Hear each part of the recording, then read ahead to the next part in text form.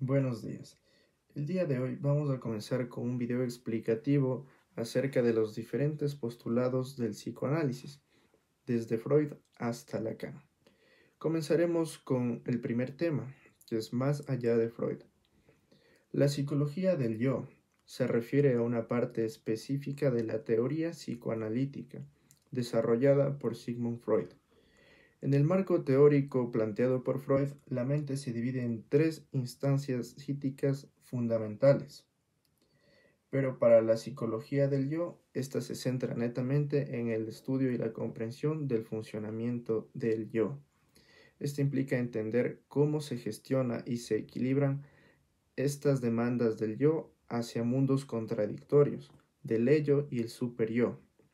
Además, se abordan conceptos como los mecanismos de defensa, que son estrategias inconscientes utilizadas por el yo para lidiar con el conflicto entre las demandas del ello y el superyo. Es importante señalar que aunque existan muchas teorías psicoanalíticas, la de Freud ha tenido un impacto significativo en la historia, pero no es la única en este campo. Esta corriente también fue muy utilizada en la técnica psicoanalítica, más concretamente en Norteamérica, por la mayor rapidez y eficacia que estos presentaban, a comparación de la teoría planteada por Freud. Tenemos a la Escuela Interpersonal de Sullivan.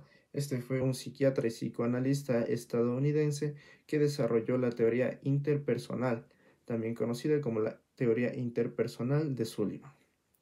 En esta se dio 4 teorías alrededor de su escuela. Tenemos a la primera de ellas como la dinámica interpersonal de Sullivan. Esta se centró en las relaciones interpersonales del desarrollo humano.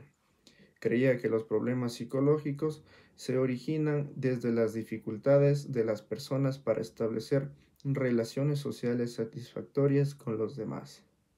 También tenemos a las teorías de las necesidades. En esta Sullivan propuso que las necesidades sociales eran fundamentales, igual que las biológicas.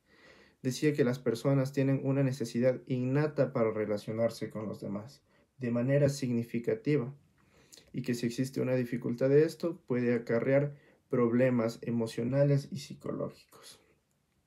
También tenemos a la teoría de la personalidad de Sullivan. En esta teoría incluía conceptos como el self y el otro significativo. Creía que el self se desarrolla a través de las interacciones con las demás personas. Se forma en gran medida en el contexto de dichas relaciones sociales satisfactorias. También tenemos a la terapia interpersonal. Aunque Sullivan no desarrolló este enfoque terapéutico, su influencia se puede ver reflejada en la terapia interpersonal, un enfoque más reciente que se basa en sus ideas. Se utiliza principalmente para tratar depresiones y se enfoca para mejorar la habilidad de relacionarse socialmente con las demás personas. También tenemos en la actualidad que es un gran aporte de la psicología clínica, debido a su fuerte influencia con las relaciones sociales. Pasamos al otro tema, que es la escuela kleiniana. Melanie Klein fue una psicoanalista austríaco-británica que desarrolló su propia perspectiva teórica sobre la teoría psicoanalítica, centrada en el análisis y la comprensión de los procesos mentales tempranos.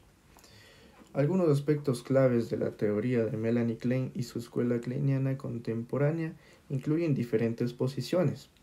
Como la primera de ellas tenemos a la posición esquizoparanoide y la posición depresiva, que serán contempladas más adelante con mayor detalle en el video. Tenemos también a la teoría de los objetos internos. Klein enfatizó en la importancia de los objetos internos, que son representaciones mentales de personas significativas en la vida del niño.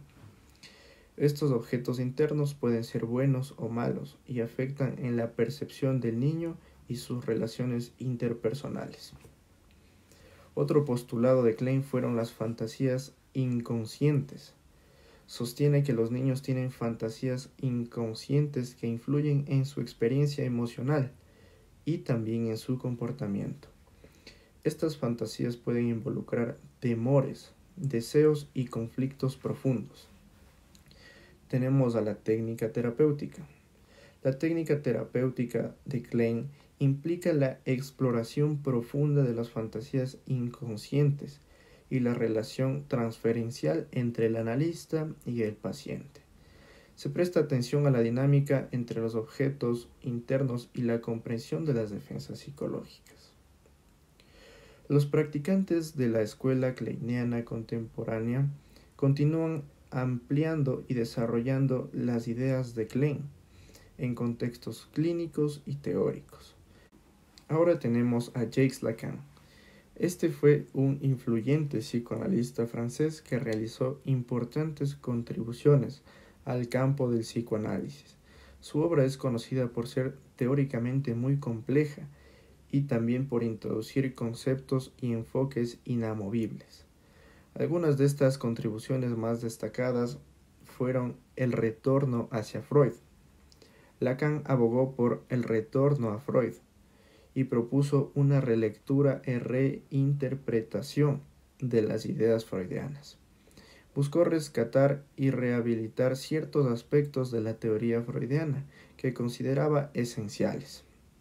También tenemos al orden de la percepción, simbólico, imaginario y real. Lacan introdujo este concepto de los tres registros fundamentales que estructuran la experiencia humana.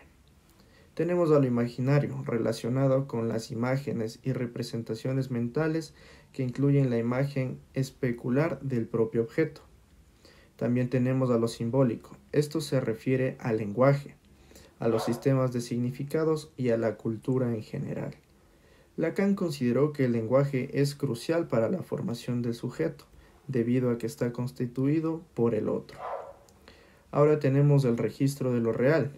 Representa lo que escapa de la simbolización y la representación imaginaria, siendo lo inaccesible y lo que no se puede conocer.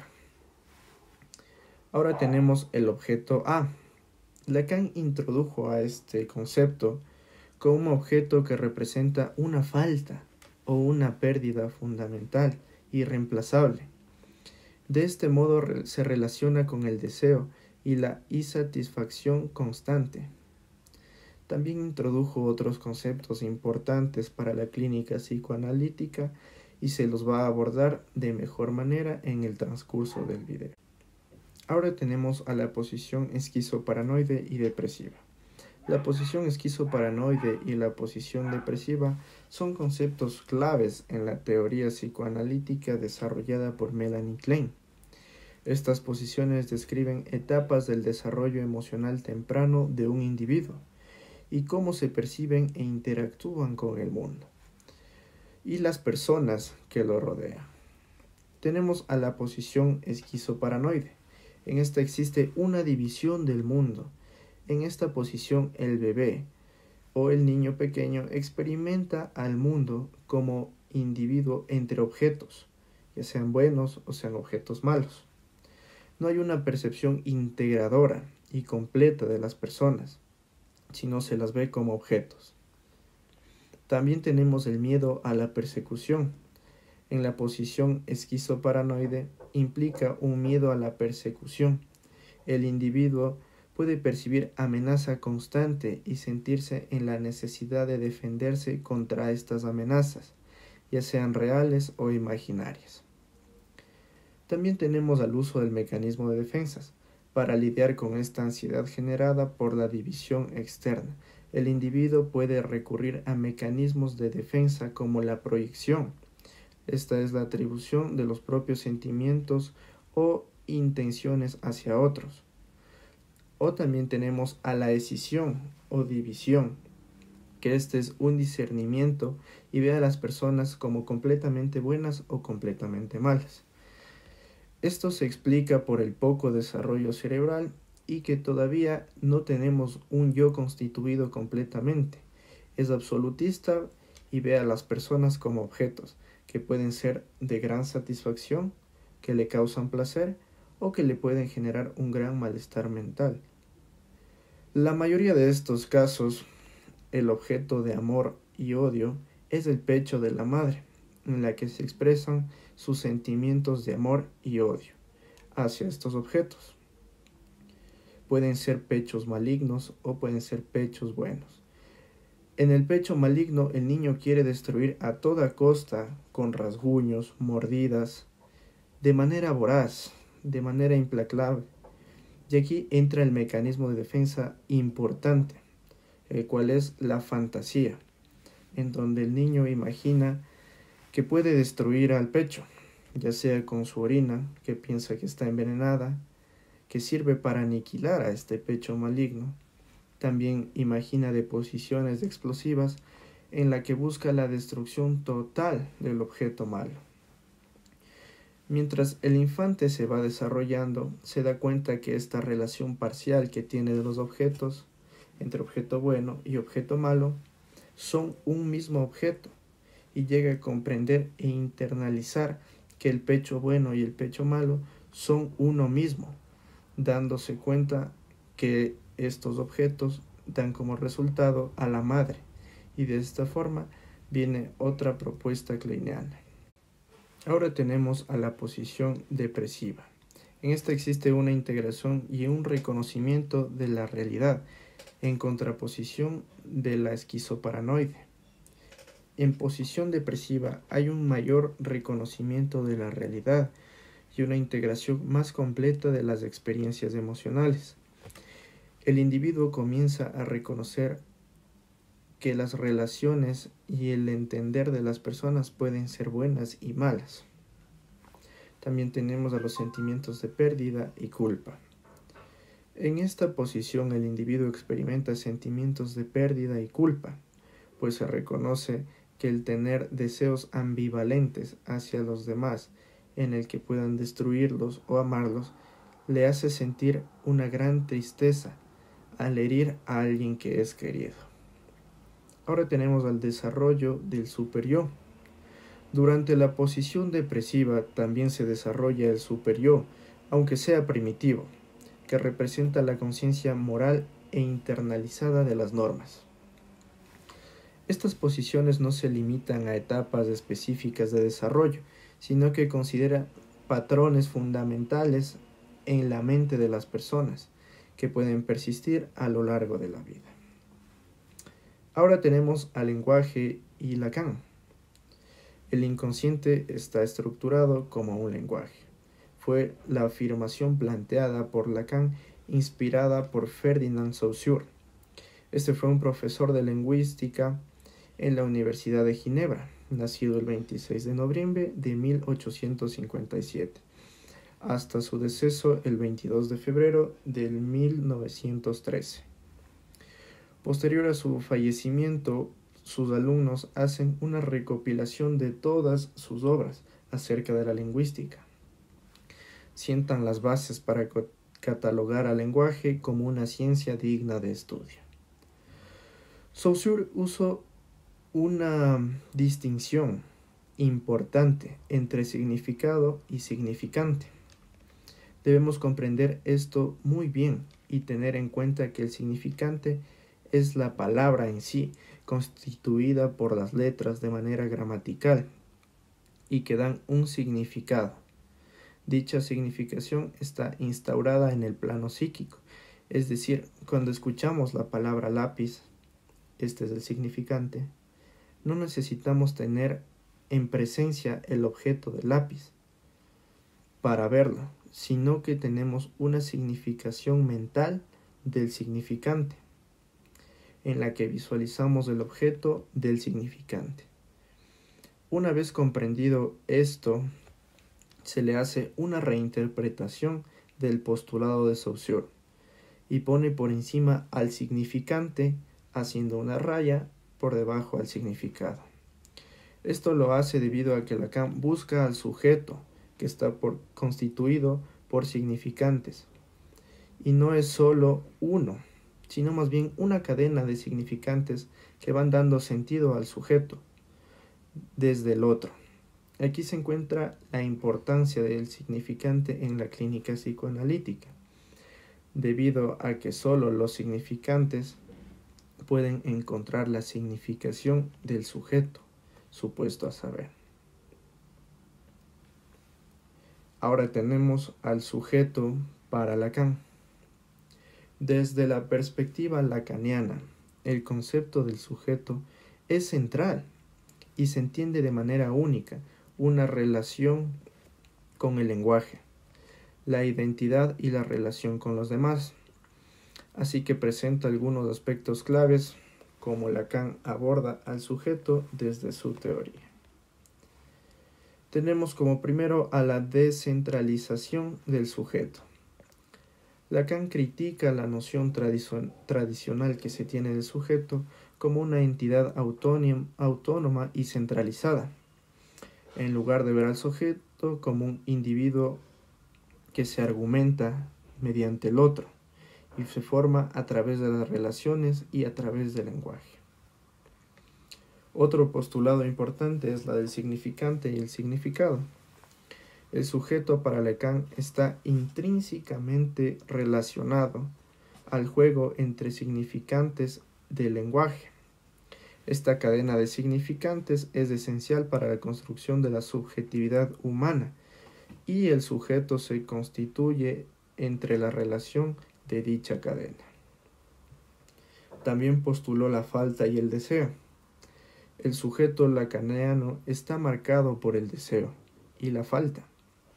Lacan sostiene que el deseo humano está estructurado por la falta y que buscamos constantemente llenar ese vacío, esa falta, a través de objetos y significados.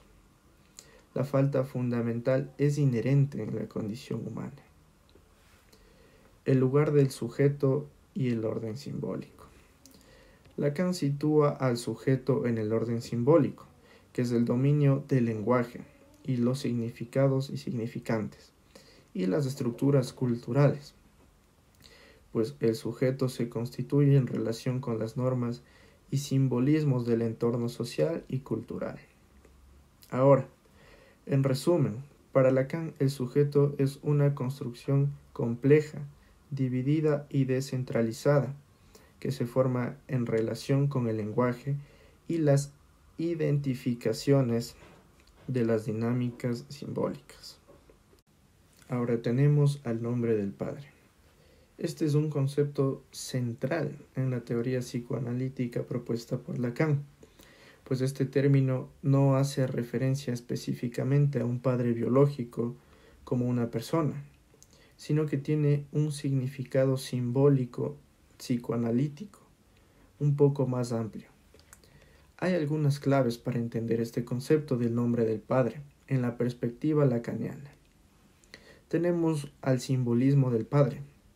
Lacan no se refiere literalmente a un padre de carne y hueso, un padre biológico, sino al papel simbólico que el padre ejerce en la estructuración psíquica del individuo, pues el nombre del padre representa la función del padre en la cultura y en la sociedad. También tenemos a la introducción de la ley y el orden. El nombre del padre introduce la ley y el orden simbólico en la psique del niño. Lacan argumenta que en el proceso de desarrollo, el niño abandona su identificación inicial con la madre y se introduce en el mundo de lo simbólico a través del nombre del padre. Ahora tenemos a la resolución del complejo de Edipo en el nombre del padre. Está estrictamente vinculado al complejo de Edipo, que es una fase fundamental del desarrollo psicosexual infantil.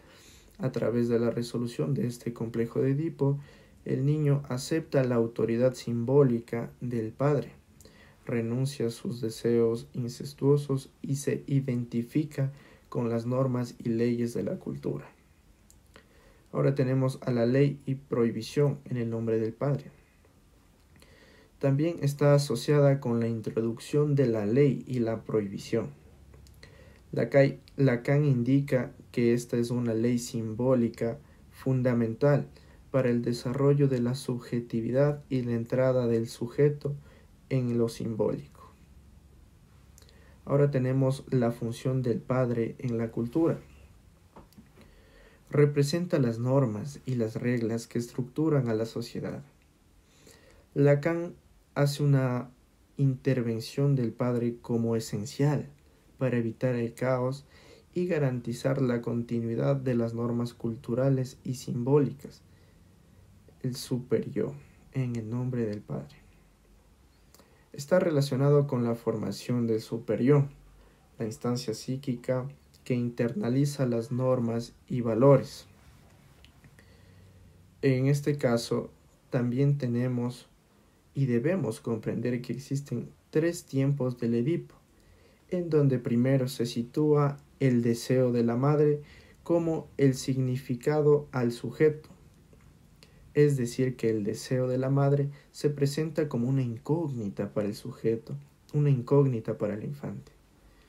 Ahora el segundo tiempo del Edipo es el nombre del padre, como el deseo de la madre, en donde el infante o niño se da cuenta y comprende que la madre desea algo cuando no se encuentra presente con él. Aquí aparece el nombre del padre. Y como tercer tiempo del Edipo tenemos donde se constituye el nombre del padre en la estructura psíquica del niño. La madre pasa a un plano del olvido y se queda como el otro fundamental. Y el deseo significantiza el falo, que es el deseo del otro.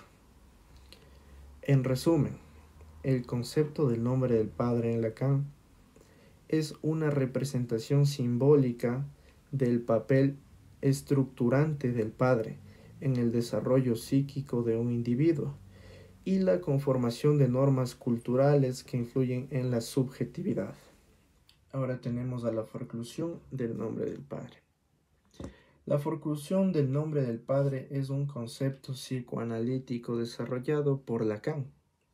Este término se utiliza en el contexto de la teoría psicoanalítica para describir un proceso en el cual el nombre del padre no se encuentra simbólicamente instaurado en la psique del sujeto.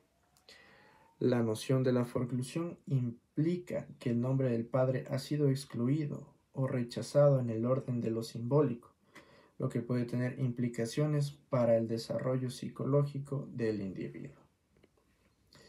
En términos más simples, la forclusión del nombre del padre se refiere a una ausencia simbólica del padre como una figura de autoridad y de ley en la estructuración psíquica del sujeto. La presencia simbólica del padre es crucial en la teoría lacaniana para el desarrollo del sujeto y su entrada en el orden de lo simbólico de la cultura. Cuando la forclusión del nombre del padre ocurre, puede tener consecuencias en la formación del sujeto, en su identidad y su relación con el lenguaje. Lacan sugiere que esta ausencia simbólica puede llevar a dificultades en la construcción del yo y en las relaciones con las normas sociales. Es importante señalar que la forclusión del nombre del padre es un concepto específico dentro del marco teórico lacaniano y no se utiliza de la misma manera en otras corrientes psicoanalíticas.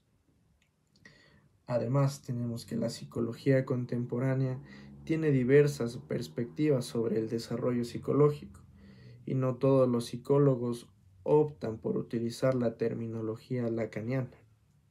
Y por último tenemos a la pulsión para Freud. En la teoría psicoanalítica de Sigmund Freud, el concepto de pulsión es fundamental, pues utilizó esta palabra alemana Trieb para referirse a la idea que se traduce como pulsión al español. La pulsión se refiere a una fuerza psíquica o energía que impulsa al individuo hacia ciertas acciones o metas. Hay 2 tipos principales de pulsión para la teoría de Freud. Tenemos a las pulsiones de vida, que es la pulsión de Eros. Estas pulsiones están relacionadas con la búsqueda del placer, la preservación de la vida y la reproducción. Incluyen el impulso sexual, la libido, y el impulso de autoconservación, que estas son las pulsiones yoicas. Ahora tenemos a las pulsiones de muerte, también conocidas como pulsiones de Tánatos. En contraste de las pulsiones de muerte, se encuentran relacionadas la agresión, la destrucción y el retorno al estado inorgánico, es decir, hacia la muerte. Representa la tendencia innata hacia la disolución y no a la existencia. Freud sugirió que estas pulsiones operan junto a las pulsiones de vida, creando un equilibrio entre construcción y destrucción en la psique de las personas. La pulsión no es simplemente un impulso biológico, sino que también tiene su dimensión psíquica. Freud conceptualizó las pulsiones como fuerzas que operan en la mente, influenciando el comportamiento y dando forma al desarrollo psicológico.